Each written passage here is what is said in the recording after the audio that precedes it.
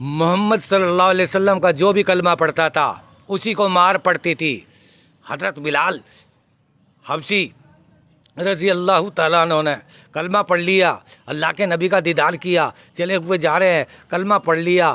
امیہ ابن خلف کا نام کا بادشاہ تھا جو ظلم کیا کرتا تھا، نیچے انگارے بچھا دیتا، آگ کے انگارے، اور اوپر سے پتھر کے چٹان رکھ دیتا۔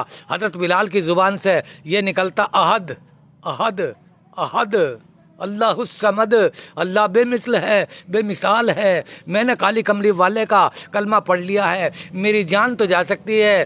حضرت بلال نے چیلنج کر دیا مکہ کے چودھری کو، امیہ ابن خلف کو چیلنج کر دیا کہ میری جان تو جا سکتی ہے لیکن میری رگ کے اندر لا الہ الا اللہ اور محمد رسول اللہ صلی اللہ علیہ وسلم میں نے پڑھ لیا ہے، یہ میری رگ رگ میں بس چکا ہے۔ مکہ کی گلیوں میں حضرت بلال کو، محمد صلی اللہ علیہ وسلم کے غلام کو ایسے گھسیٹا جاتا، گلے میں رسہ باندھ کر جیسے مرے ہوئے کتے کو گھسیٹتے ہیں۔ لوگ پوچھتے کیوں اس کو کھینچ کے لے جا رہے ہو؟ عورت اور مرد پوچھتے کہ ہم اس کو اس لیے کھینچ کے لے جا رہے ہیں کہ غلام تو ہے امیہ ابن خلف بادشاہ چودھری کا، اور کلمہ پڑھتا ہے محمد صلی اللہ علیہ وسلم کا، کہتا ہے اللہ ایک ہے۔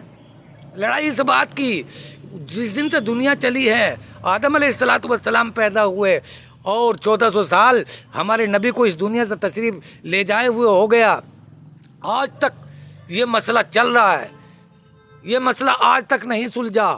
لیکن سلجھا بھی اتنا ہے زبردست طریقے سے، اسلام کا بول بالا دنیا کے اندر نہیں، چرندے پرندے پکشی حیوانات نباتات سمندر کی دریا کی مچھلیاں کلمہ پڑھ رہی ہیں، اللہ کو یاد کرتی ہے۔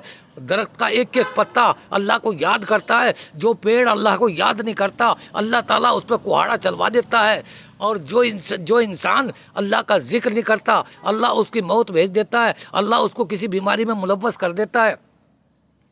اللہ کی قدرت ایک عجیب و غریب ہے۔ حضرت بلال کو اتنا ستایا گیا، جس نے بھی کلمہ پڑھا، جو محمد کا غلام بنا، اسی کو مارا جاتا۔ حضرت بلال سے زیادہ مار کسی نے نہیں کھائی۔ آخرکار حضرت ابوبکر صدیق نے پیسے دے کر، امیہ ابن خلف نے جتنے پیسے مانگے اتنے ہی حضرت ابوبکر صدیق چلے ہوئے جا رہے ہیں۔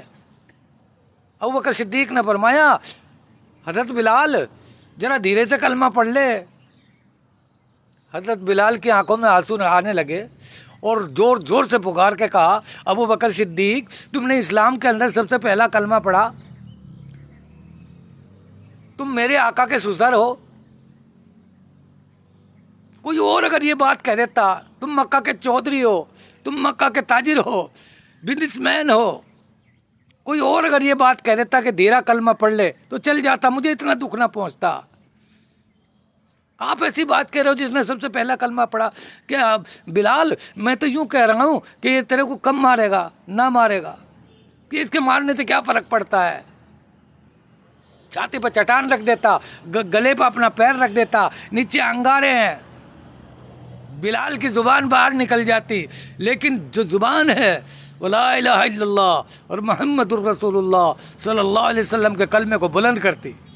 بھوکا مارا گیا، بھوکے تو بہت مارے گئے، چمڑے کسی کی پسلی توڑ دی، کسی کا کچھ کر دیا، کسی کا کچھ کر دیا، کائے کے لیے؟ یوں کیوں کہتا ہے کہ مالک ایک ہے، یعنی اس سورج کا اور اس چاند کا مالک اللہ ہے، اس زمین اور آسمان کا مالک اللہ ہے، موت اور زندگی دینے والا اللہ ہے، دولت اور شہرت دینے والا اللہ ہے، صرف ایک ہے۔ لڑائی اس بات کی تھی اور اسی بات کی آج ہے، اور قیامت تک یہ لڑائی جاری رہے گی، یہ اللہ کا حکم ہے۔